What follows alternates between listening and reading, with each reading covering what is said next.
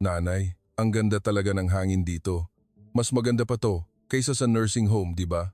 Sabi ng kanyang anak na si Jason, na may halong panunuya. Nanay, huwag na po kayong magbalak na bumalik sa amin ha? Nakakaistorbo lang po kayo. Iniwan si Aling Nena sa bakuran ng isang luma at liblib na bahay kubo sa paanan ng bundok. Nagmaneho palayo si Jason na tila walang nangyari. Ngunit hindi niya alam, sa bulsa ng kupas na duster ng matandang inabandona, may nakatagong sikreto. Pagkatapos ng eksaktong 10 minuto ng pagbaba sa bulubunduking daan, nagring ang cellphone ni Jason. Nang sagutin niya ang tawag, nawala ang kulay sa kanyang mukha. Nanginginig ang kanyang mga kamay. Preno ng malakas, ibinalik niya ang sasakyan at umakyat muli sa bundok na tila baliw. Ano kaya ang narinig niya sa tawag na nagpabago ng husto sa lalaking mayabang kanina lang? At ano kaya ang nasa bulsa ni Nanay Nena? Si Aling Nena ay nakatingin sa labas ng bintana. Unti-unting lumiit ang kalsada. Nawala ang aspaltadong daan at nagsimula ang maalikabok na kalsada. Sa bawat pagyanig ng sasakyan, umuuga ang kanyang katawan. Saan kaya kami pupunta? Nursing home daw, sabi ng anak niyang si Jason. Isang nursing home sa lugar na may malinis na hangin. Ngunit napakalalim ng daan na ito. Hindi ito mukhang daan patungo sa isang lugar na tinitirhan ng tao. Inihilig ni Aling Nena ang kanyang ulo sa bintana ng upuan sa harap. Malamig na salamin ang dumampi sa kanyang balat. Mabilis na nagdaan ang mga puno. Unti-unting nawala ang sikat ng araw. Malapit na po tayo, sabi ni Jason. Sa likod, humikab ang kanyang asawang si Michelle. Ang layo naman, nasaan ba tayo dito? Sabi mo tahimik ang gusto mo, pero hindi ba ito masyadong liblib? May halong pagkainis sa boses ni Michelle. Walang sinabi si Aling Nena, nakatingin lang siya sa labas ng bintana. Lalo pang pumasok ang sasakyan sa loob. Isang makitid na daan na halos hindi na matatawag na daan. Nagsasayaw ang mga damo at kumakalmot sa katawan ng sasakyan. Sa wakas, huminto ang sasakyan. Nandito na po tayo, sabi ni Jason. Pinatay ang makina. Dahan-dahang itinaas ni Aling Nena ang kanyang mukha. Napasinghap siya sa tanawin na nasa harap niya. Ito ay isang inabandona at sira-sirang bahay. Wasak na bakod, basag na bubong, kalahating sirang gate. Hindi ito nursing home. Hindi rin ito lugar na pwedeng tirahan ng tao. Ito ba ang nursing home? Nanginginig ang boses ni Aling Nena. Bumaba si Jason mula sa sasakyan. Binuksan niya ang pinto ng upuan sa harap. Mas maganda pa ito kaysa sa nursing home, di ba? Sobrang sariwa ng hangin dito. May ngisi sa kanyang labi. Direktang tiningnan ni Aling Nena ang mukha ng kanyang anak. Walang init sa tingin niya. Parang malamig na bato. Bumaba si Michelle mula sa sasakyan. Sumimangot siya at tiningnan ang paligid. Ang baho naman dito, tapusin na natin to. Binuksan ni Jason ang trunk ng sasakyan. Kinuha niya ang isang kupas na bayong at itinapon sa may veranda. Kumalansing ang bayong at bumagsak. Lumabas ang ilang piraso ng damit. Tahimik na tiningnan ni Aling Nena ang tanawin. May bumagsak sa kanyang puso, ngunit kalmado ang kanyang mukha. Jason, gagawin mo ba talaga to? Hindi nanginginig ang boses ni Aling Nena. Kalmado lang ito. Hindi tiningnan ni Jason ang kanyang ina. Ito ang pinakamainam. Kung magbabayad kami ng 100,000 kada buwan para sa nursing home, paano na kami mabubuhay? Hinawakan ni Michelle ang braso ng kanyang asawa. Tara na, wala na tayong oras. Binuksan ni Jason ang pinto ng kotse. Pinaandar ang makina. Patuloy na nakatingin si Aling Nena sa kanila. Mag-ingat po kayo, nanay. Ang huling paalam ni Jason ay formal lamang, walang emosyon. Umalis ang sasakyan, umalpas ang alikabok. Nakatayo lang si Aling Nena sa kinatatayuan niya at pinanood ang sasakyan hanggang sa mawala ito sa paningin. Unti-unting lumayo ang ingay ng makina. Tuluyan itong nawala. Ngayon, ang tanging maririnig ay ang huni ng mga ibon sa gubat. Humangin. Gumalaw ang mga dahon at nagkalkal. Tinitigan ni Aling Nena ang lumang bahay. Sa likod ng basag na salamin ng bintana, nakita niya ang dilim. Dahan-dahan siyang naglakad patungo sa veranda. Nanginginig ang kanyang mga tuhod, ngunit hindi siya huminto. Umupo siya sa veranda. Hinila niya palapit ang bayong at ipinasok ang kanyang kamay sa bulsa ng kanyang kupas na duster. May nahawakan ang kanyang mga daliri. Papel, isang luma at naninilaw na papel. Dahan-dahan niya itong kinuha. Isang bahagyang ngiti ang lumitaw sa kanyang labi. Nagsisimula na tayo. Ang kanyang boses ay tinangay ng hangin at nawala. Tuluyang nawala ang sasakyan. Hindi na rin marinig ang ingay ng makina. Nakaupo si Aling Nena sa veranda ng lumang bahay. Nakakuba ang kanyang likod. Ang kanyang kumukulubot na mga kamay ay nakapatong sa kanyang tuhod para siyang isang matandang pulubi sa paningin ng sinuman. Isang matandang inabandona.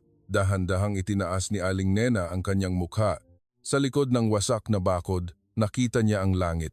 Walang ulap at maliwanag. Ang ganda talaga ng hangin, naisip niya. Ang mga salita ni Jason ay pumasok sa kanyang isip. Ang boses na puno ng panunuya. Napangiti ng mapait si Aling Nena. Sumakit ang isang sulok ng kanyang dibdib. 30 taon niyang pinalaki ang anak niya. Pinadede, pinadalo sa mga okasyon, hinintay sa harap ng eskwelahan, inalagaan kapag may sakit. Ngayon, itinapon siya ng anak niya sa liblib na bundok, parang basura. Ipinikit ni Aling Nena ang kanyang mga mata. Pakiramdam niya ay luluha siya, ngunit walang lumabas na luha. Siguro ay natuyo na ang mga ito. Humangin. Malamig na hangin ang dumampi sa kanyang leeg. Napakilo si Aling Nena. Ang lamig, bulong niya habang ipinapasok ang kamay sa bulsa ng duster. May nahawakan ang kanyang mga daliri. Matigas na papel. Dahan-dahan niya itong kinuha.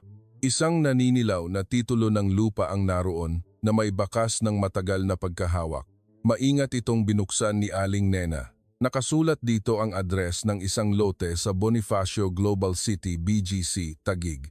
Dahan-dahang binasa ni Aling Nena ang mga letra. Hinaplos niya ng daliri. 30 taon na ang nakalipas. Ang BGC ay nasa ilalim pa ng pagpapaunlad. Puro lupain lang ito noon. Isang lupa na walang sinuman ang interesado, ngunit doon namuhunan si Aling Nena. Sinabi ng kanyang asawa na baliw siya. Kung may ganoong pera ka, ayusin mo na lang ang bahay. Nagreklamo rin si Jason. Nanay, tinutukso ako ng mga kaibigan ko dahil sa iyo, ngunit hindi huminto si Aling Nena. Gumising siya ng alas 5 ng umaga. Pumunta sa karinderya. Naghugas ng pinggan. Namuo ang kanyang mga kamay at dinugo. Masakit ang kanyang likod, ngunit patuloy siyang nagtrabaho. Nag-ipon siya ng sentimo, ng piso. Walang araw ng pahinga. Nagtrabaho rin siya tuwing piyesta opisyal. Nakakaawa naman, sabi ng mga tao. Sa edad na yan, kailangan pa ring magtrabaho. Ngumiti lang si Aling Nena. Ayos lang po ako. Sa totoo lang, may plano siya. Nakita niya ang malayong kinabukasan. Lumipas ang 10 taon. Nagsimulang magbago ang BGC. Nawala ang mga lupain. Nagtayuan ang mga matatayog na gusali. Isang gusali rin ang itinayo sa lupa ni Aling Nena. Isang 30 palapag na office building. Ang kita mula sa renta ay 10 milyon kada buwan noon. Ngayon, lumampas na ito sa 15 pisad milyon. Ang halaga ng gusali mismo ay 2.5 bilyon. Si Aling Nena ang may-ari ng lahat ng ito. Ngunit walang sinuman ang nakakaalam, ni ang kanyang asawa, ni ang kanyang anak. Patuloy na nagsusuot si Aling Nena ng lumang damit, patuloy na naghugas ng pinggan, patuloy na nanirahan sa isang maliit na kwarto. Nahihiya si Jason. Nanay, pakiusap, magbihis ka naman. Ano na lang ang sasabihin ng mga tao? Mas malala pa si Michelle. Akala tuloy ng mga tao mahirap kami dahil sa biyenan ko. Walang sinabi si Aling Nena. Ngumiti lang siya kasi ito ang komportable. Sa totoo lang, nagmamanman siya, ang kanyang anak, ang kanyang manugang, ang tunay nilang pagkatao. Nagsimula si Jason ng mga negosyo. Cafe, restaurant, trading, lahat ay nabigo. Lumaki ang utang. Nanay, pahiram naman ng kaunting pera. Unti-unting nagbigay si Aling Nena. Hindi kalakihan ang halaga. Ngunit tuloy-tuloy, hindi nasiyahan si Jason. Ito lang, humalakhak si Michelle. Wala naman palang gaanong pera si Bienan. Narinig ni Aling Nena ang mga salitang iyon habang naghuhugas ng pinggan. Malamig ang tubig. Nanginig ang kanyang mga kamay. Ngunit hindi nagbago ang kanyang ekspresyon. Habang lumilipas ang panahon, naging sigurado siya. Nagbago si Jason. Naging tao siya na pera lang ang iniisip. Hindi na niya pinapansin ang kanyang ina. Mas malala pa si Michelle. Biyenan, bakit hindi ka na lang pumasok sa nursing home? Tumango si Aling Nena. Oo, mukhang maganda nga yan. Sa kanyang puso, nagpasya siya, tapos na. Hindi na kailangang maghintay pa. Pinili na ng kanyang anak. Pera kaysa sa ina, madaling buhay kaysa sa pagmamahal sa magulang. At ngayon, ang lumang bahay sa liblib na bundok. Perpektong lugar, tinitigan ni Aling Nena ang titulo. May-ari ng gusaling P2.5 bilyon. Ngunit ngayon, isang matandang inabandona. Dahan-dahan itong tiniklop ni Aling Nena ang titulo. Ibinalik niya sa bulsa. Nanginginig ang kanyang mga kamay. Hindi dahil sa galit, hindi rin dahil sa kalungkutan, kundi dahil sa malamig na determinasyon. Hinukay pa ni Aling Nena ang bulsa. May nahawakan pa siyang isa pang bagay, isang cellphone, isang lumang flip phone. Ngunit sa loob nito ay mayroong isang mahalagang numero. Si Attorney Santiago, ang abogado na nagtago ng sikreto ni Aling Nena sa loob ng 30 taon. Tinawagan ni Aling Nena. Nagring. 1, 2, hello. Magalang ang boses ni Attorney Santiago. Ako to. Saan po kayo? Nag-aalala po ako dahil hindi po kayo matawagan ngayon. Sa bundok, sa lumang bahay, isang sandaling katahimikan. Humihinga ng malalim si Attorney Santiago. Huwag mong sabihing iniwan ka ng anak mo. Nanginginig ang boses ni Attorney Santiago. May halong galit. Kalmado si Aling Nena. Tumawag ka kay Jason pagkatapos ng 10 minuto. Ano po ang sasabihin ko sa kanya? Sabihin mo ang lahat, kung sino ako. Ilang sandaling natahimik si Attorney Santiago. Pagkatapos, sumagot siya sa mahinang boses. Masusunod, Chairman. Naputol ang tawag. Inilagay ni Aling Nena ang cellphone. Tumingin siya sa langit. Maliwanag pa rin. Bumulong si Aling Nena. Malapit mo nang malaman, Jason, kung sino ang nanay mo. Humangin, gumalaw ang mga dahon. Ipinikit ni Aling Nena ang kanyang mga mata. Huminga ng malalim. Ang ganda talaga ng hangin. Tama ang sinabi ng kanyang anak. Ngunit hindi iyon ang mahalaga. Ang mahalaga ay ang mangyayari ngayon. Hawak ni Jason ang manibela. Pababa na siya mula sa bulubunduking daan. May ngisi sa kanyang labi. Sa wakas, tapos na. Tumango si Michelle sa tabi niya. Oo nga, ngayon, tayong dalawa na lang ang mabubuhay. Binuksan ni Jason ang bintana. Dumampi ang hangin sa kanyang mukha. Maligaya siya. Kung P100,000 ang bayad sa nursing home kada buwan, P1.2 milyon kada taon. Sa perang yon, makakabili na kami ng bagong sasakyan. Nagningning ang mga mata ni Michelle. Bumili tayo ng Lexus. Sa susunod, Lexus na. Ngumiti si Jason. Maganda ang pakiramdam niya. Parang nabunutan ng tinik. Hindi na niya kailangang alalahanin ang kanyang ina. Mabubuhay na lang siguro siya mag-isa sa bundok. O baka may kumuha sa kanya sa isang welfare facility. Hindi na iyon problema ni Jason. Pero okay lang ba yon? Makakatira ba talaga siya doon? Tanong ni Michelle. Nagkibit balikat si Jason. Buhay pa naman siya, di ba? Kayang-kaya na niyang magluto mag-isa. Huwag mo nang isipin yan. May ginawa ba tayong masama? Masyado lang talagang mahal ang nursing home. Tumango si Michelle. Oo nga, patuloy ang pagtakbo ng sasakyan. Pumasok ito sa aspaltadong daan. Malapit na. Binuksan ni Jason ang radyo. Isang masiglang musika ang tumugtog. Ano kaya ang kakainin natin ngayong gabi? Korean BBQ? Magandang ideya. Kinanta ni Jason ang isang himig. Pakiramdam niya ay nasa langit siya. Nang biglang, nag-ring ang cellphone niya. Ring-ring. Kinuha ni Jason ang cellphone mula sa dashboard ng sasakyan. Hindi kilalang numero. Hello? Kayo po ba si Mr. Jason De La Cruz? Boses ng isang hindi kilalang lalaki. Kalmado at magalang. Ngunit may malamig na dating. Opo. Sino po sila? Ako po si Attorney Santiago, abogado, at kinatawan ni Chairman Elena Sanchez. Sumimangot si Jason. Elena Sanchez? Ang nanay ko? Opo, siya nga po. Natawa si Jason. Chairman? Ano pong biro yan? Kalmado pa rin ang boses ni Attorney Santiago. Hindi po ito biro.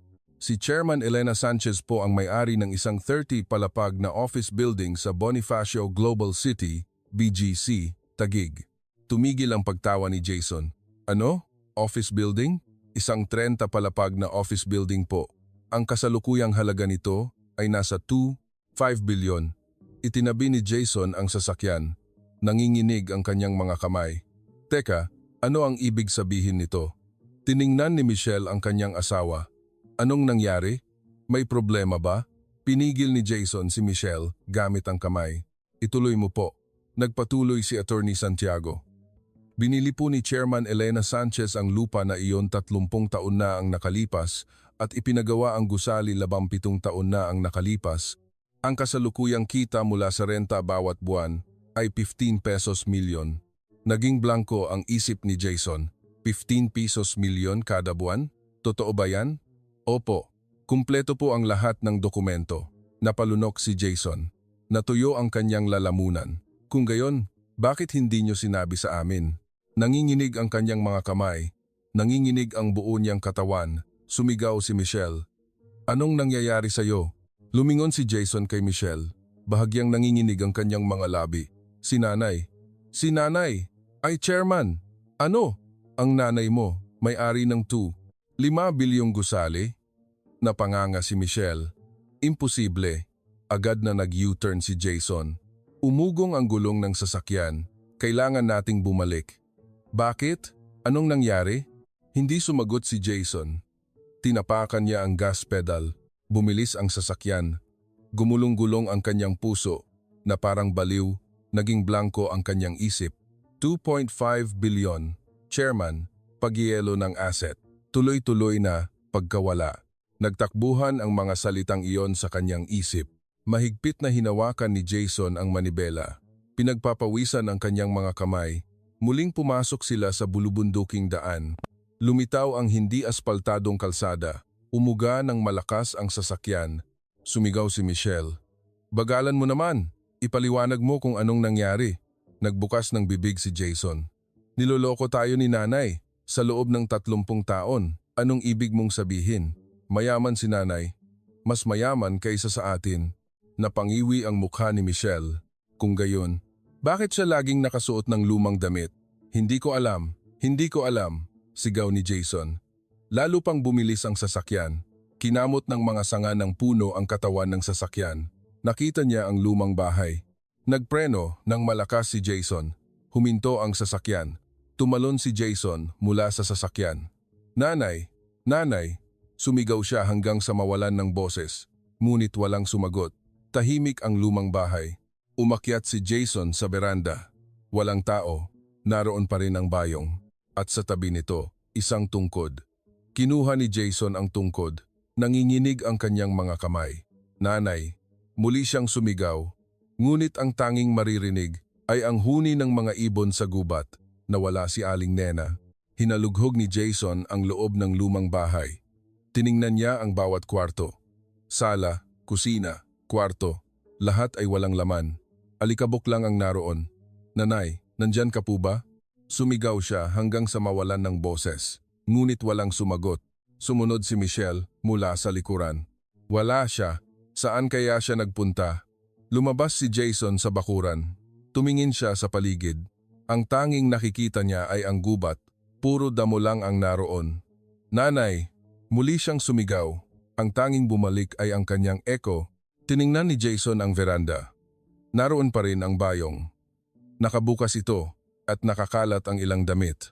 At sa tabi nito, ang tungkod. Muling kinuha ni Jason ang tungkod. Kupas ang hawakan nito, bakas ng matagal na paggamit. Biglang bumilis ang tibok ng puso ni Jason. Iniwan ito ni nanay. Hindi siya makakalakad ng maayos ng walang tungkod. Mas maingat na tiningnan ni Jason ang paligid.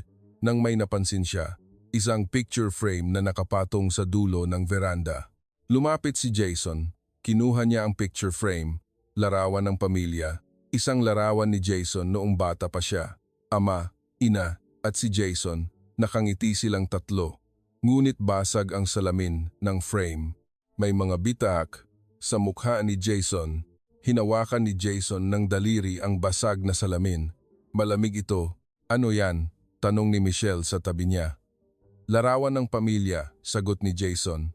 Binaliktad ni Jason ang frame, may nakasulat sa likod. Mga letra na nakasulat gamit ang ballpen. Nanginginig ang sulat kamay. Hindi na tayo pamilya, di ba? Napigil ang hininga ni Jason. Dumulas ang frame sa kanyang kamay. Basag. Nahulog ang frame sa sahig. Tuluyang nabasag ang salamin. Naupo si Jason sa kinatatayuan niya. Nawalan ng lakas ang kanyang mga paa. Nanay, nanginginig ang boses niya. Niyugyog ni Michelle ang balikat ng kanyang asawa. Jason, kumalma ka. Kailangan nating hanapin si nanay. Itinaas ni Jason ang kanyang mukha. Pula ang kanyang mga mata. Iniwan ako ni nanay. Anong ibig mong sabihin? Dahil iniwan ko si nanay, iniwan din ako ni nanay.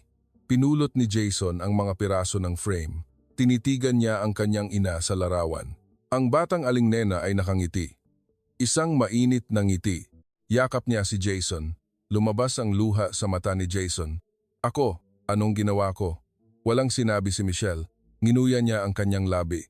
Tumayo si Jason. Naglakad siya palabas ng bakuran. Hirap. Nanay! Nanay! Sumigaw siya hanggang sa halos mapunit ang kanyang lalamunan. Ngunit walang sumagot.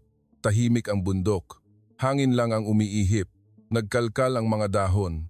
Naupo si Jason. Idinikit niya ang kanyang mga kamay sa lupa. Nanay, patawad, patawad.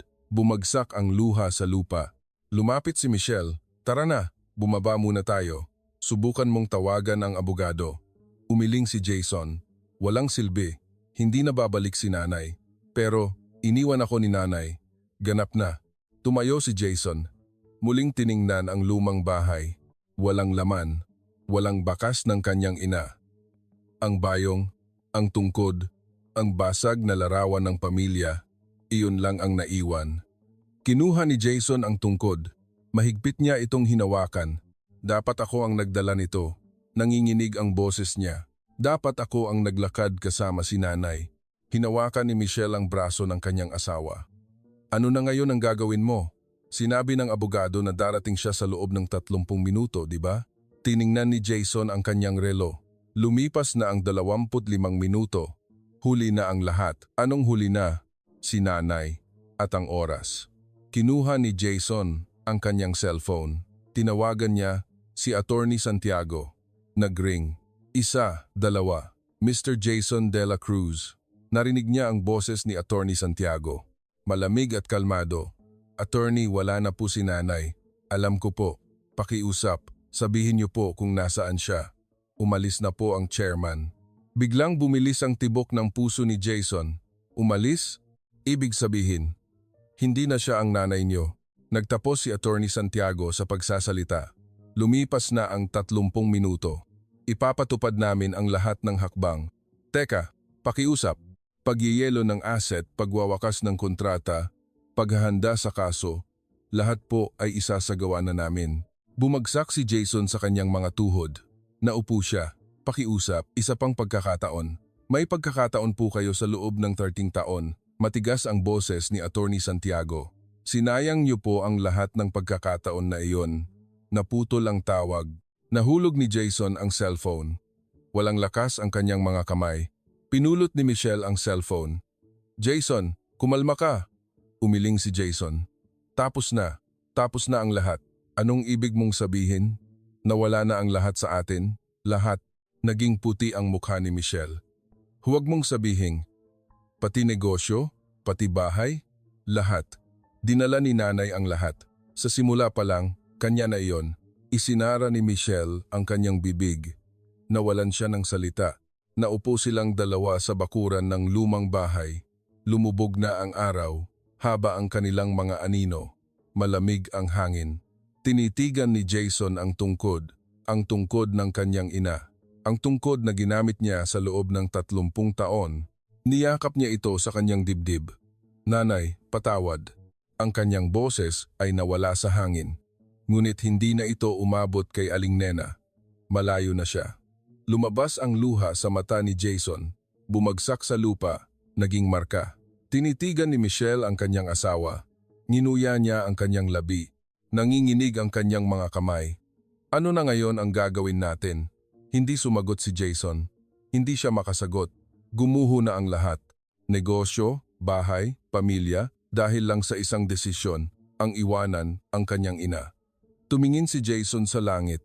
Lumubog na ang araw. Parating na ang dilim. Nanay, mahina niyang tawag, ngunit walang sumagot. Ang tanging maririnig ay ang huni ng mga ibon sa gubat. Nakatayo pa rin si Jason sa bakuran ng lumang bahay. Ganap nang lumubog ang araw, dumating na ang dilim. Nakasandal si Michelle sa sasakyan. Pareho silang tahimik, hindi nila alam kung ano ang gagawin. Nang biglang, may nakita silang ilaw mula sa ibaba, mga headlight, may sasakyang umaakyat, itinaas ni Jason ang kanyang mukha. Sino yan? Tumingin din si Michelle doon. May umaakyat na sasakyan. Unti-unting lumapit ang ingay ng makina. Isang malakas na tunog, tunog ng isang luxury car. Tumayo si Jason, huminto ang sasakyan, isang itim na sedan. Tiningnan ni Jason ang sasakyan, isang Lexus LS, ang pinakamahal na modelo. Bumukas ang pinto ng driver's seat. Bumaba ang isang lalaking nakasuot ng suit. Mukha siyang nasa edad 40. Si Attorney Santiago. Tinitigan ni Attorney Santiago si Jason, malamig. Pagkatapos, binuksan niya ang pinto ng backseat. Napigil ang hininga ni Jason. May bumaba mula sa loob ng sasakyan, si Aling Nena. Ngunit iba siya, lubos na iba. Hindi na siya nakasuot ng kupas na duster. Nakasuot siya ng itim na suit. Jacket, maayos na pantalon, ayos na ayos ang buhok. Nakatayo ng tuwid ang nakakuban niyang likod. Napanganga si Jason. Nanay, tinitigan ni Aling Nena si Jason. Walang ekspresyon, malamig at kalmado. Sino kayo? Iba rin ang boses niya. Isang matatag na boses na walang panginginig. Lumapit si Jason ng isang hakbang. Nanay, ako po ito. Si Jason. Umiling si Aling Nena. Patay na ang anak ko, 10 minuto na ang nakalipas. Natigilan si Jason. Ano? Sa sandaling iwanan mo ang iyong ina sa liblib na bundok, namatay na ang anak ko. Kalmado ang boses ni Aling Nena. Walang emosyon. Parang babagsak si Jason sa kanyang mga tuhod. Nanay, pakiusap. Huwag mo akong tawaging ina. Tinalikuran ni Aling Nena. Tiningnan niya si Attorney Santiago at sinabi, tara na. Tumango si Attorney Santiago. Masusunod, Chairman.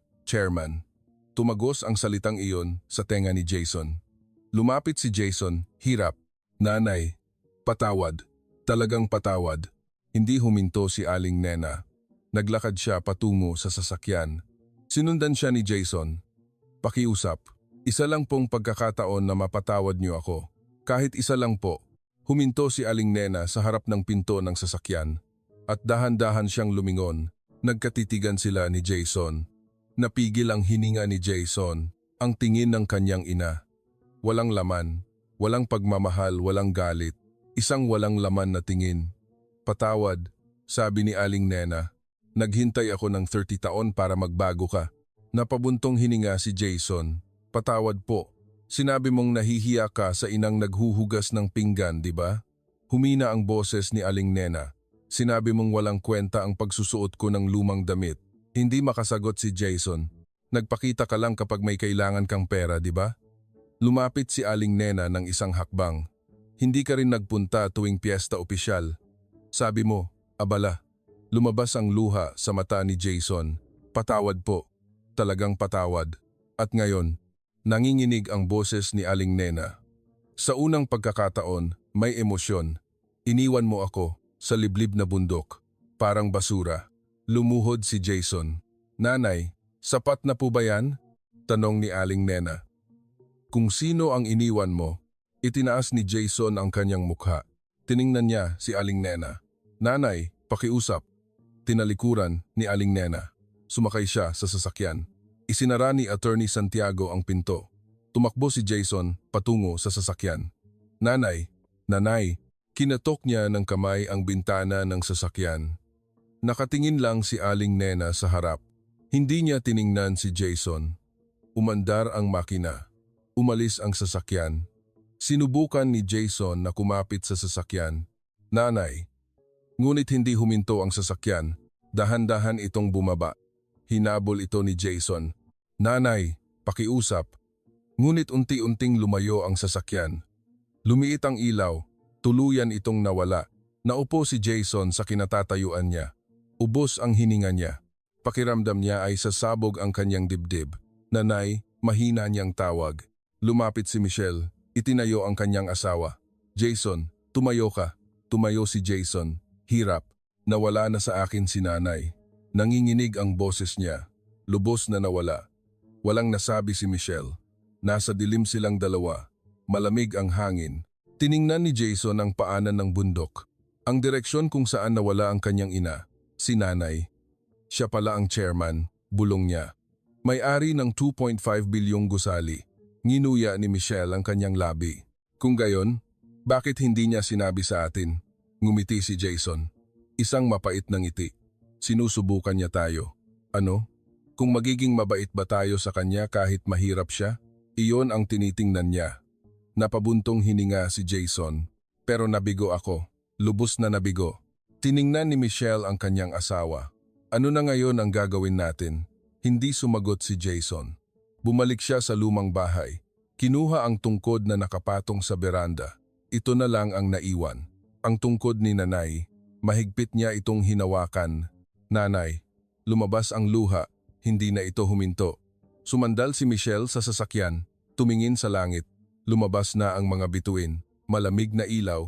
Paano na tayo mabubuhay ngayon? Hindi sumagot si Jason. Hindi siya makasagot. Gumuho na ang lahat. Ina, pera, kinabukasan. Dahil lang sa isang desisyon. Ang iwanan ang kanyang ina. Tiningnan ni Jason ang tungkod. Kupas ang hawakan. Bakas ng 30 taon ng paggamit.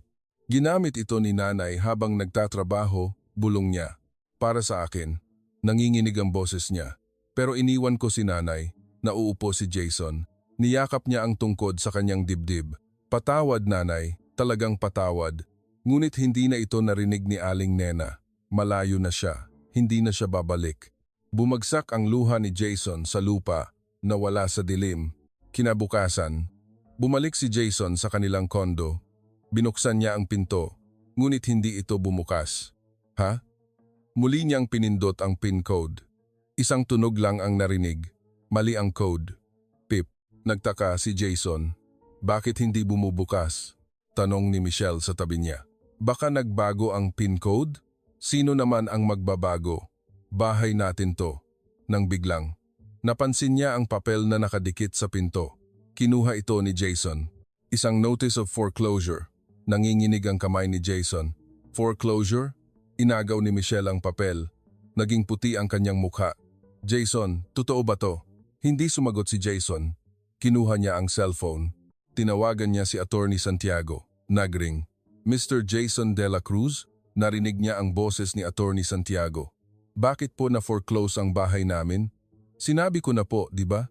Na ipa-freeze ang lahat ng asset. Pero sa pangalan ko po ang bahay, hindi po.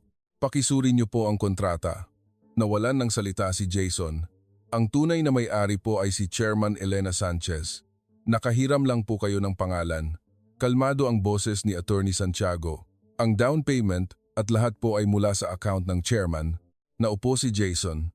Kung gayon, saan kami titira? Iyan po ay problema na ninyo, Mr. De La Cruz. Naputol ang tawag. Nahulog ni Jason ang cellphone. Niyugyog ni Michelle ang kanyang asawa. Jason, kumalma ka. Itinaas ni Jason ang kanyang mukha. Malabo ang kanyang mga mata. Wala na ang bahay. Kung gayon, saan tayo matutulog? Hindi sumagot si Jason. Tumayo siya.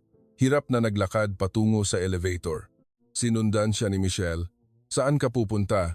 Sa opisina. Kailangan kong pumunta sa opisina. Sumakay si Jason sa sasakyan. Pinaandar ang makina. Nanginginig ang kanyang mga kamay. Pagkatapos ng 30 minuto, nakatayo si Jason sa harap ng kanyang opisina. May nakadikit na selyo sa pinto. Cancellation of lease agreement. Nakatingin lang si Jason doon, tulala. Pati ito? Kinatok ni Michelle ang pinto. Nasa loob ang lahat ng gamit natin. Ngunit walang sumagot. Naupo si Jason. Bumagsak siya sa hagdanan. Tapos na ang lahat. Umupo si Michelle sa tabi ng kanyang asawa. Subukan mong kontakin ang mga client mo. Kinuha ni Jason ang cellphone. Tinawagan niya ang isang client. Nagring. Hello? Boss? Ako po si Jason De La Cruz. Boss Jason. Malamig ang boses ng kausap. Natanggap mo na ba ang notice of contract termination? Ha? Ano pong ibig mong sabihin? Natanggap din namin kahapon ang notice. Naitigil ang transaksyon kay Boss Jason. Napigil ang hininga ni Jason. Sino ang gumawa niyan? Mula po sa panig ni Chairman Elena Sanchez. Naputol ang tawag. Pinindot ni Jason ang ibang numero. Muling tumawag. Isang sagot lang ang bumalik. Contract termination. Transaction halted. Parehong salita sa lahat ng lugar. Inilagay ni Jason ang cellphone. Lahat ay naputol. Tanong ni Michelle. Lahat? Oo, lahat. Tumingin si Jason sa langit. Umihip ang ulap. Ang bank account? Muling tanong ni Michelle. Tiningnan ni Jason ang account niya sa cellphone. Balance. Zero. Na-freeze. Kung gayon, wala tayong pera? Kahit isang kusing? Hinanap ni Michelle ang kanyang bag. Kinuha ang wallet. Tiningnan ang loob. Ako, 500 lang ang mayroon. Kinuha rin ni Jason ang kanyang wallet. May kaunting pera. 4,500 pesos. Ang kabuuang pera nilang dalawa ay 5,000. Nginuya ni Michelle ang kanyang labi. Paano na tayo mabubuhay dito? Hindi sumagot si Jason. Tumayo siya. Tara na muna. Saan? Hindi ko alam. Basta umalis muna tayo dito. Iniwan nilang dalawa ang gusali. Sumakay sa sasakyan. Sinubukan ni Jason na paandarin ang makina nang biglang may tumayo sa tabi ng sasakyan. Isang tow truck driver. Kayo po ba si Mr. Jason De La Cruz? Opo. Mayroon po kaming notice of vehicle impoundment. Pakiusap. Bumaba kayo sa sasakyan. Natigilan si Jason. Pati sasakyan? Opo. Ito rin po ay sa pangalan ni Chairman Elena Sanchez. Mahigpit na hinawakan ni Jason ang manibela. Teka lang, ito. Pakiusap, bumaba na kayo. Kung hindi, puwersahan namin kayong pabababain. Binitawan ni Jason ang manibela. Dahan-dahan siyang bumaba mula sa sasakyan. Bumaba rin si Michelle. Hinila ng tow truck ang sasakyan. Tiningnan lang ni Jason. Lumayo ang sasakyan. Tuluyan itong nawala. Hinawakan ni Michelle ang braso ng kanyang asawa. Jason, wala na ba talaga tayong kahit ano? Tumango si Jason. Oo, wala na. Nakatayo lang silang dalawa sa kalsada. Ang tanging mayroon sila ay 5,000 beo at ang kanilang suot na damit. Naupo si Michelle. Ano na ang gagawin? Ano na ang gagawin? Tumingin si Jason sa langit. Masakit ang sikat ng araw. Nanay, mahina niyang bulong. Ito ba ang gusto ni nanay? Ngunit walang sumagot. Hangin lang ang umiihip. Itinayo ni Jason si Michelle. Tara na. Saan? Maglakad lang muna tayo. Kung saan? Nagsimula silang maglakad. Walang patutunguhan. Basta diretso lang. Abot-abala ang kalsada. Nagdaan ang mga tao. Lahat ay mukhang abala. Tiningnan ni Jason sila. Kahapon, ganoon din siya. Abala sa buhay. Hinahabol ang pera at iniwan ang kanyang ina. Ngayon, nawala ang lahat. Bahay, sasakyan, negosyo, sa loob lang ng isang araw. Huminto si Jason. Naupo sa isang bench. Umupo rin si Michelle sa tabi niya. Gutom na ako, sabi ni Michelle. Kinuha ni Jason ang wallet niya. 5,000 pesos. Kailangan nating ipunin to para tumagal ng isang linggo. Isang linggo? Pagkatapos? Hindi sumagot si Jason. Ayaw na niyang isipin ang mangyayari pagkatapos niyon. Nakaupo silang dalawa sa bench. Tiningnan ang mga taong nagdadaan. Walang nakatingin sa kanila. Parang naging mga invisible na tao. Lumubog ang araw. Dumilim. Tumayo si Jason. Tara na. Saan? Sa internet cafe. Doon tayo matutulog ngayong gabi. Pumunta silang dalawa sa malapit na internet cafe. Nagbayad ng P100 point. 4,900 pesos na lang ang natitira. Napabuntong hininga si Jason habang binibilang ang pera. Hindi to tatagal ng isang linggo. Walang sinabi ni Michelle. Umiyak lang siya. Lumipas ang 4 na araw sa internet cafe. 1,500 na lang ang natitira. Nakahiga si Jason sa sahig. Nakatingin sa kisame. Gutom na gutom siya. Isang beses lang siya kumain sa isang araw. Pandesal sa convenience store. Hati pa sila ni Michelle sa pagkain. Si Michelle ay humihikbi sa tabi niya. Jason, mamatay na tayo nito. Hindi sumagot si Jason. Ipinikit lang niya ang kanyang mga mata. Ganoon pala ang buhay ni nanay. Bigla niyang naisip. Ang kanyang inang si Aling Nena, 30 taon siyang nabuhay sa paghuhugas ng pinggan sa isang karinderya. Maghapon siyang nagtatrabaho. Kahit na namuo ang kanyang mga kamay at masakit ang kanyang likod, Inakala ni Jason na normal lang iyon dahil ina siya. Ngunit ngayon, pakiramdam niya ay naiintindihan na niya. Kung gaano kahirap iyon, tumayo si Jason. Tara na, kailangan nating maghanap ng trabaho. Lumabas silang dalawa mula sa internet cafe. Lumabas sa kalsada. Nilakad ni Jason ang bawat karinderya. Naghahanap po ako ng trabaho. May karanasan po ba kayo? Wala po. Babalaan ka namin. Tinanggihan siya. Ganoon din sa mga convenience store. Wala kaming bakante ngayon. Maghapon naglakad si Jason. Mahigit 20 na lugar. Lahat ay tinanggihan siya. Dumilim. Pagod na pagod si Jason. Nanghihina ang kanyang mga paa. Ganoon din si Michelle. Jason, saan tayo matutulog ngayong gabi? P1,000 pesos na lang ang natitira. Wala na rin silang pera para sa internet cafe. Naupo si Jason sa bench sa parke. Dito tayo matutulog. Dito? Nanginginig ang boses ni Michelle. Tiningnan ni Jason si Michelle. Magtiis ka muna. Saglit lang. Saglit lang? Hanggang kailan? Sigaw ni Michelle. Hanggang kailan natin matatawag na buhay ito? Walang sinabi ni Jason. Tumayo si Michelle. Tatawagan ko ang mga kaibigan ko. Manghihiram ako ng pera. Huwag. Bakit? Mamatay na tayo. Kinuha ni Michelle ang kanyang cellphone. Tumawag siya, ngunit walang sumagot. Tumawag siya sa ibang numero. Wala pa ring sumagot. Napangiwi ang mukha ni Michelle. Lahat sila umiiwas. Napabuntong hininga si Jason. Inaasahan ko na, yan, ayos lang ba sa'yo? Ayos lang ba ang ganitong buhay? Hindi ko kayang ayusin ang ganitong buhay. Tumihaya si Jason sa bench. Pero ito ang realidad. Tiningnan ni Michelle ang kanyang asawa. Hindi ko kaya. Hindi ko kayang mamuhay ng ganito. Aalis na ako. Tumayo si Jason. Saan ka pupunta? Hindi ko alam. Basta kailangan kong umalis dito. Kinuha ni Michelle ang kanyang bag. Hinawakan ni Jason ang braso niya. Michelle, huwag kang aalis. Iwinaksi ni Michelle ang kanyang braso. Kung kasama ka, mamamatay din ako. Kailangan kong mabuhay. Michelle, kumalma ka. Kumalma? Para tayong pulubi. Hindi ko kaya ang ganitong buhay. Tumakbo si Michelle. Tumakbo siya sa parke. Hinabol siya ni Jason. Michelle! Michelle! Ngunit hindi lumingon si Michelle. Nawala siya sa dilim. Naiwan si Jason mag-isa. Ganap na, pumalik siya sa bench. Naupo, tumingin sa langit. Lumabas ang mga bituin. Nawala ang lahat. Asawa, pera, bahay, lahat. Ipinikit ni Jason ang kanyang mga mata. Lumabas ang luha. Mag-isa siyang natulog ng gabing iyon. Malamig, malungkot, nakakatakot. Kinabukasan, nagising si Jason. Masama ang pakiramdam ng kanyang katawan. Masakit ang lahat. Tumayo siya. Naglakad sa kalsada nang biglang may nakita siya. Isang matandang babae ang namumulot ng basura. Nakayuko. Tinitigan ni Jason ang matanda. Ganoon din siguro kahirap ang nanay, naisip niya. Naghuhugas ng pinggan sa karinderya mula umaga hanggang gabi. Lumapit si Jason. Lumingon ang matanda. Ano kailangan mo?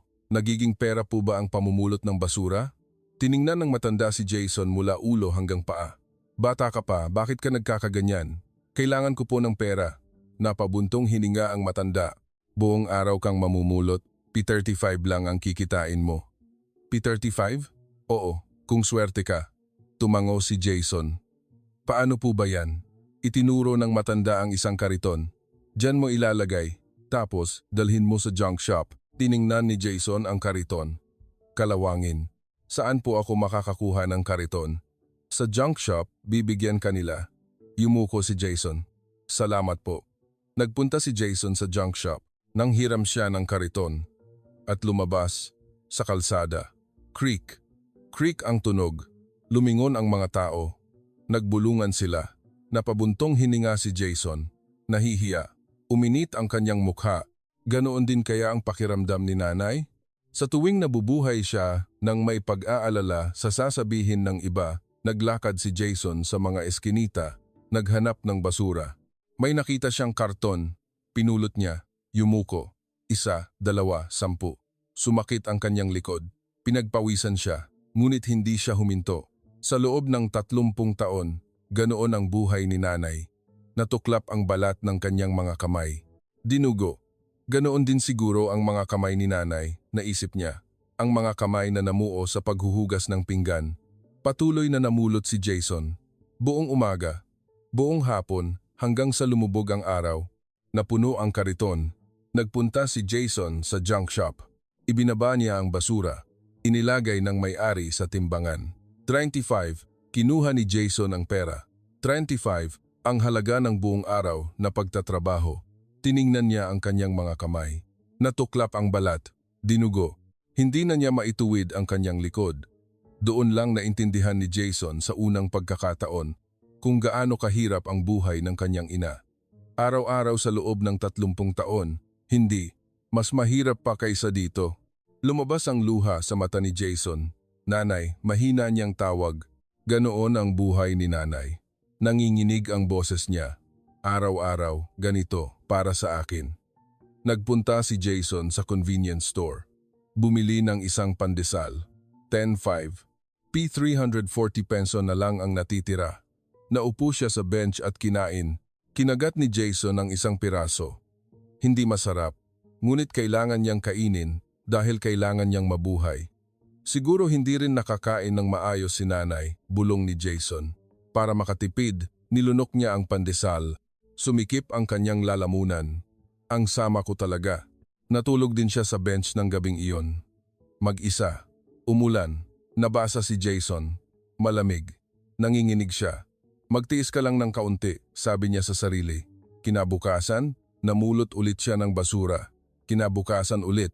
Lumipas ang isang linggo. Nagbago si Jason. Humaba ang kanyang balbas. Madumi ang kanyang damit. Amoy pawis. Umiiwas ang mga tao. Hoy, pulubi! May nagsabi. Napabuntong hininga si Jason. Siguro ganoon din ang panunuya kay nanay. Sumakit ang kanyang dibdib. Gabi na, dadaan si Jason sa harap ng Bonifacio Global City. Nakita niya ang pamilyar na gusali. Ang 30 palapag na gusali. Tiningnan niya ito. Nagniningning ang mga ilaw. Ito ang ipinagawa ni nanay, bulong niya. Habang naghuhugas ng pinggan, lumabas ang luha. Hindi na ito huminto. Tumayo si Jason sa harap ng gusali. Tiningnan niya ang kanyang sarili na nakikita sa salamin ng pinto. Mahirap tingnan. Madumi. Parang pulubi. Ito ba ako? Lumuhod si Jason.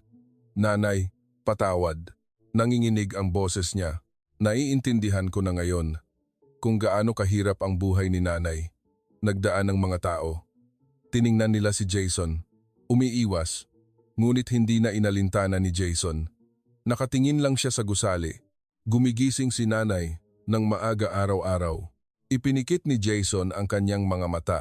Naghuhugas ng pinggan, naglilinis, nagtatrabaho ulit. Nanginginig ang kanyang mga kamay. Kahit na namuo ang kanyang mga kamay at masakit ang kanyang likod, humina ang kanyang boses. Ganoon ang buhay niya sa loob ng 30 taon. Itinaas ni Jason ang kanyang mukha. Tiningnan niya ang gusali. Pero sinabi ko na nahihiya ako. Sinabi ko na walang kwenta si nanay. Bumagsak ang luha sa kanyang pisngi. Nanay, pakiusap. Isa pang pagkakataon. Humangin. Malamig. Ngunit hindi tumayo si Jason. Nakaluhod pa rin. Nakatingin sa gusali. Pagkatapos ng ilang sandali, tumayo si Jason. Hinanap ang kanyang bulsa. Binilang ang pera. Ang pera na naipon niya sa loob ng isang linggo. P5,000 mula sa pamumulot ng basura. Mahigpit niya itong hinawakan. Kailangan ko nang umalis, bulong niya. Patungo kay nanay. Tumayo si Jason sa harap ng gusali. Hawak ang 5,000 sa kanyang kamay. Ang pera na naipon niya sa loob ng isang linggo. Namulot ng basura, sumakit ang kanyang likod, natuklap ang balat ng kanyang mga kamay. Tiningnan ni Jason ang pasukan ng gusali. Nagniningning ang salamin ng pinto. May nakatayong guwardiya. Lumapit si Jason ng isang hakbang. Itinaas ng guwardiya ang kanyang kamay. Ano po ang ginagawa niyo dito? Napabuntong hininga si Jason. Gusto ko pong makita si Chairman Elena Sanchez. May appointment po ba kayo? Wala po pero. Sumimangot ang guwardiya. Hindi po kayo makakapasok ng walang appointment. At tiningnan ng guwardiya si Jason mula ulo hanggang paa. Maduming damit, mahabang balbas, amoy. Hindi po ito lugar para sa lahat. Nginuya ni Jason ang kanyang labi. Ako po ang anak ng chairman. Pakiusap, umalis na kayo. Kung hindi, ipapapulis ko kayo. Umurong si Jason. Lumayo siya sa gusali. Ngunit hindi siya sumuko. Nagpunta siya sa katabing eskinita. May pasukan doon para sa mga empleyado. Naghintay si Jason doon. 1 oras, 2 oras ang lumipas. Nang biglang may lumabas. Isang lalaking nakasuot ng suit, si Attorney Santiago. Tumakbo si Jason, attorney. Lumingon si Attorney Santiago. Kumunot ang kanyang noo. Kayo po ba si Mr. Jason de la Cruz? Napabuntong hininga si Jason. Opo, ako po. Tiningnan ni, pakiusap. Pagtagpuin niyo po ako kay nanay, sabi ni Jason. Pakiusap. Umiling si Attorney Santiago. Tumanggi po ang chairman. Attorney, sa loob ng 1 linggo, namulot po ako ng basura. Kinuha ni Jason ang 5,000 fort. Ito po, gusto ko pong ibigay ito. Tiningnan ni Attorney Santiago ang pera. Mga gusot na papel. Ano po ang gagawin niyo diyan? Naiintindihan ko na po kung gaano kahirap ang buhay ni nanay, nanginginig ang boses ni Jason. Narealize ko po yan habang namumulot ako ng basura sa loob ng 1 linggo. Walang sinabi ni Attorney Santiago.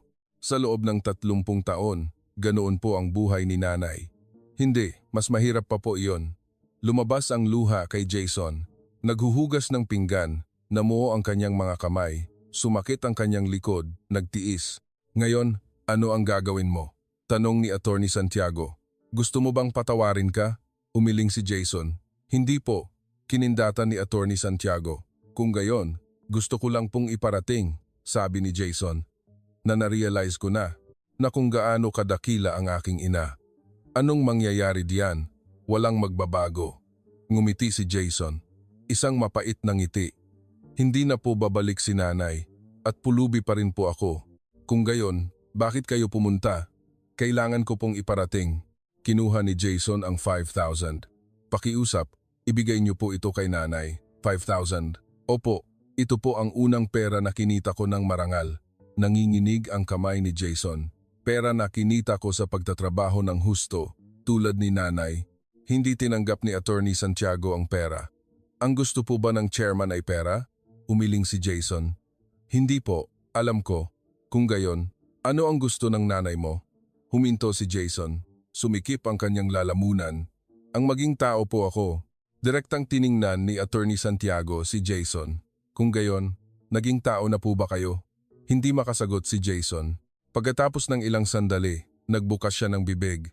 Hindi ko po alam. Hindi ko alam. Opo, hindi ko pa po alam. Itinaas ni Jason ang kanyang mukha. Tiningnan niya si Attorney Santiago. Pero gusto ko pong malaman. Gusto ko pong matuto. Ano po? Ang tamang daan para mabuhay bilang tao. Pinunasan ni Jason ang kanyang luha. Tulad po ng pagkakabuhay ni nanay. Ilang sandaling tiningnan ni Attorney Santiago si Jason. Pagkatapos, tinalikuran siya. Sumunod po kayo, ha? Ipapahawak ko kayo sa chairman. Natigilan si Jason. Totoo po, ngunit may kondisyon. Sabi ni Attorney Santiago. Huwag kang hihingi ng tawad. Oo. Huwag kang magsasabi sa chairman na patawarin ka niya. Tumango si Jason. Opo, naiintindihan ko po. Pumasok silang dalawa sa gusali. Sumakay sa elevator. Pinindot ang 30th floor. Tiningnan ni Jason ang kanyang sarili sa salamin. Mahirap tingnan, madumi. Ngunit hindi siya nahihiya dahil ito ang tunay niyang sarili. Huminto ang elevator. Bumukas ang pinto. Nakita niya ang pasilyo, malinis at maluwag. Naglakad si Attorney Santiago sa unahan. Sumunod si Jason. Sa dulo ng pasilyo, ang pinto ng chairman's office. Kumatok si Attorney Santiago. Knock knock.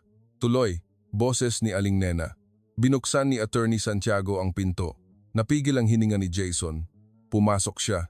Isang maluwag na opisina. Sa labas ng bintana, nakikita ang tanawin ng BGC. At sa harap ng desk, nakaupo si Aling Nena. Nakasuot ng suit, maayos ang hitsura. Nakatayo lang si Jason doon. Tinitingnan ni Aling Nena ang mga dokumento. Hindi niya itinaas ang kanyang mukha. Ano ang problema? Malamig at kalmado ang boses. Nagbukas ng bibig si Jason. Nanay, wala akong anak. Patuloy pa ring tinitingnan ni Aling Nena ang mga dokumento. Sabihin mo lang ang kailangan. Kinuha ni Jason ang 5,000 peso mula sa kanyang bulsa. Inilagay niya sa desk. Tiningnan ito ni Aling Nena. Ano to? Pera po na kinita ko sa loob ng isang linggo. Gusto ko pong ibigay.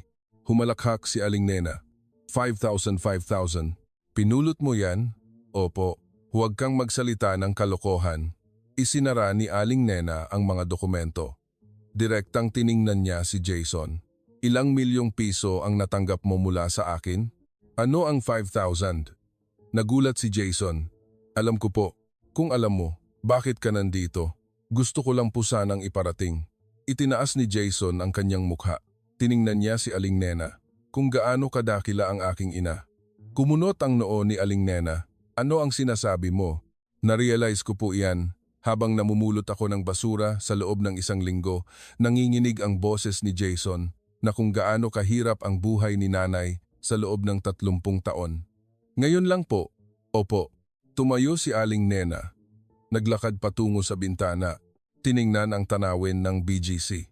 Kung gayon, ano ang gagawin mo? Wala po, sagot ni Jason. Lumingon si Aling Nena. Hindi ko po gustong mapatawad niyo ako. Direktang tiningnan ni Jason si Aling Nena. Gusto ko lang pong iparating.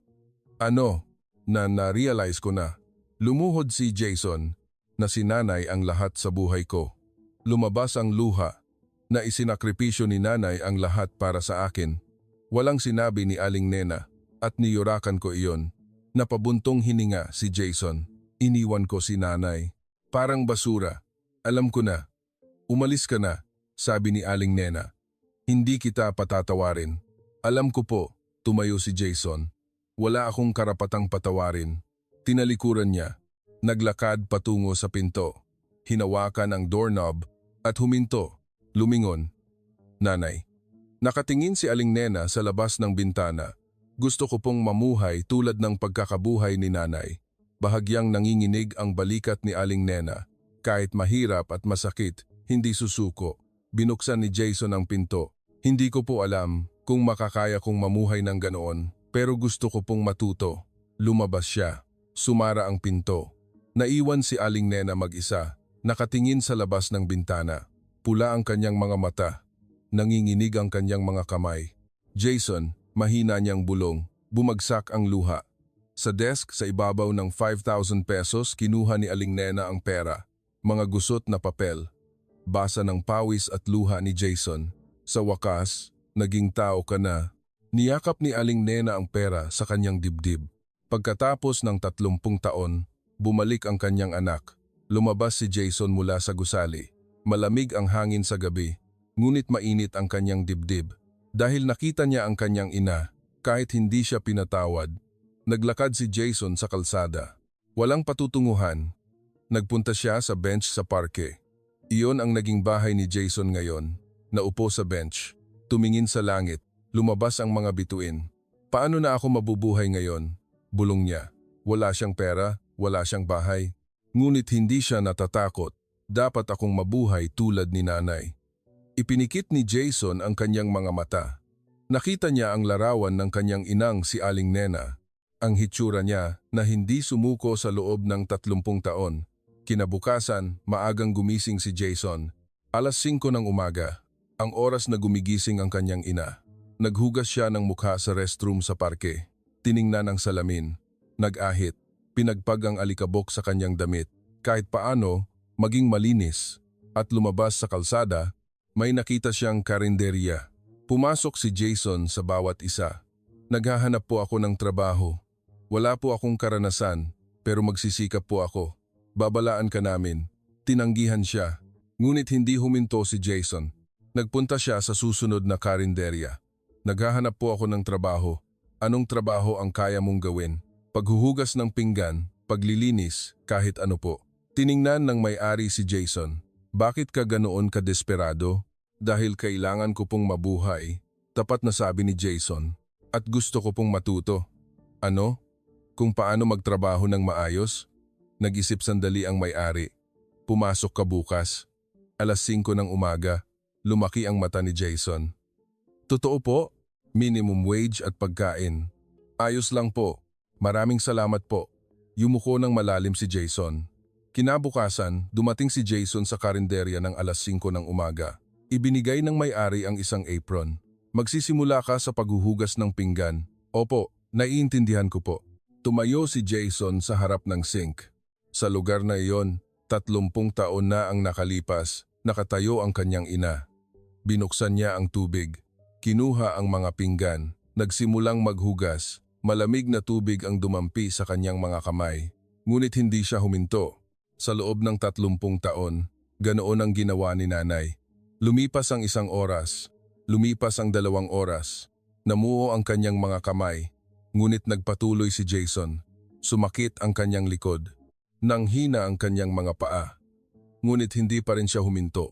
Wala lang ito. Lumipas ang lunch break at natapos ang operasyon sa gabi. Hinugasan ni Jason ang huling pinggan. Lumapit ang may-ari.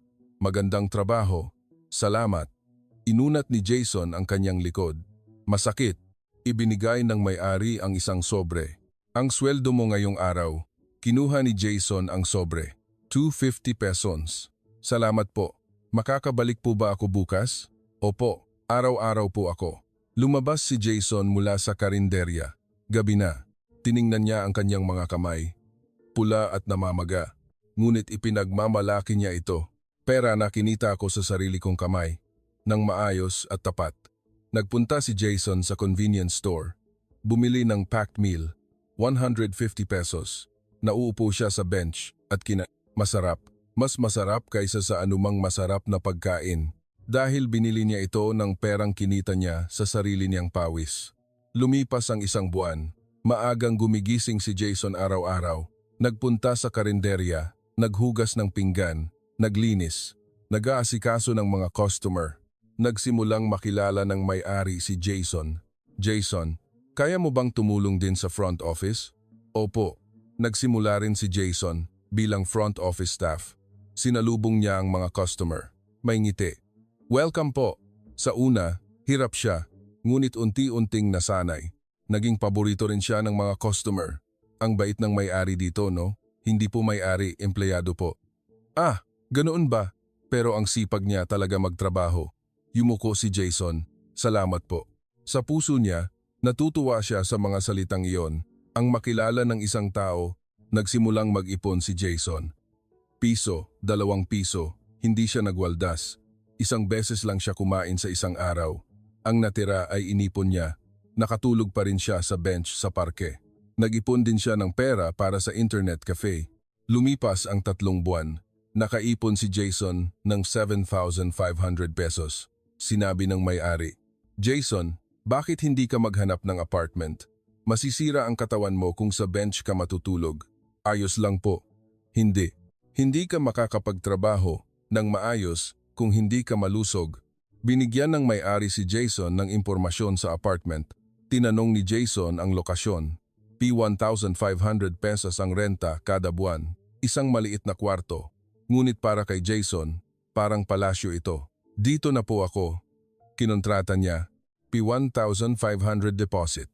Unang renta, P1,500 pesos. Kabuuan P3,000 pesos. Binayaran ni Jason ang pera. Nanginginig ang kanyang mga kamay habang pumasok sa kwarto. Maliit. Isang kama, isang mesa. Iyon lang ang lahat. Ngunit masaya si Jason. Sarili kong bahay, bulong niya. Sarili kong bahay na nakuha ko sa sarili kong pera. Nang gabing iyon, humiga si Jason sa kama. Malambot. Lumabas ang luha.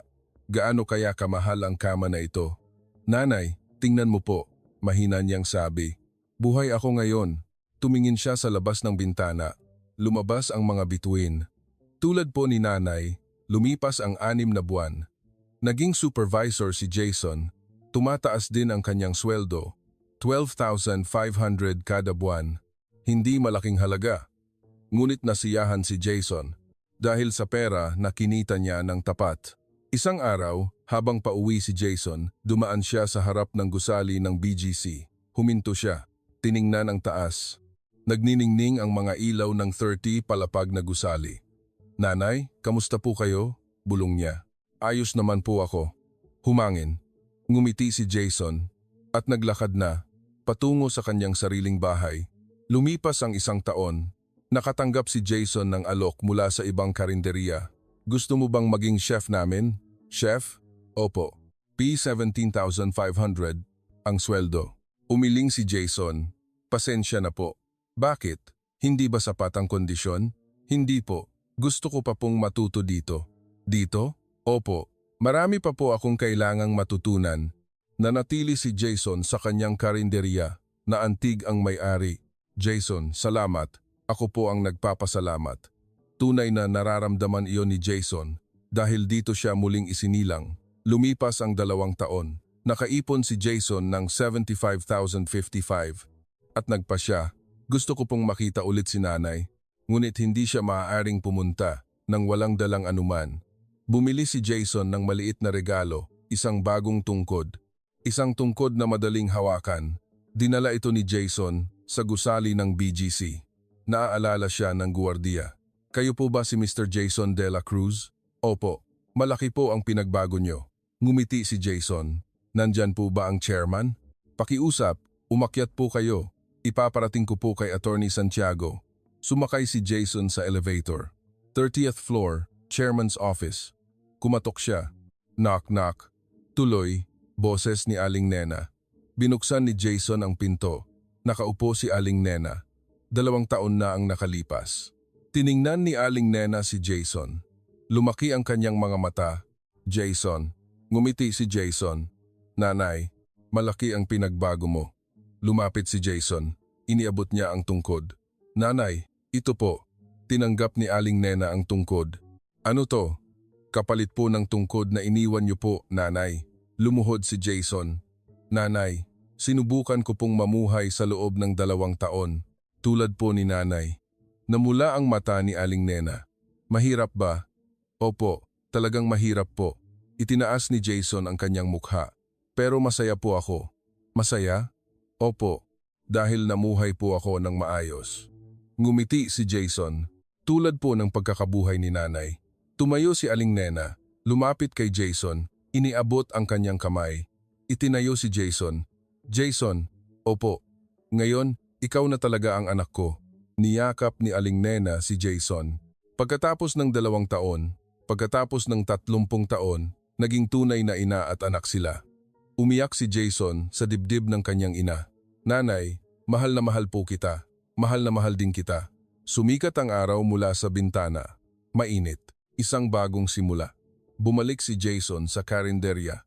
Nagpatuloy sa pagtatrabaho, ngunit hindi na siya mag-isa dahil naroon ang kanyang ina at na-realize ni Jason na ang tunay na mayaman ay hindi ang taong maraming pera, kundi ang taong nabubuhay ng maayos. Maagang gumising si Jason ngayong araw. Nagpunta sa karinderya. Naghugas ng pinggan. Sinalubong ang mga customer ng nakangiti. At sa gabi, bumalik sa kanyang maliit na apartment. Masaya dahil ngayon si Jason ay tao. Ang taong pinangarap ni nanay na maging siya.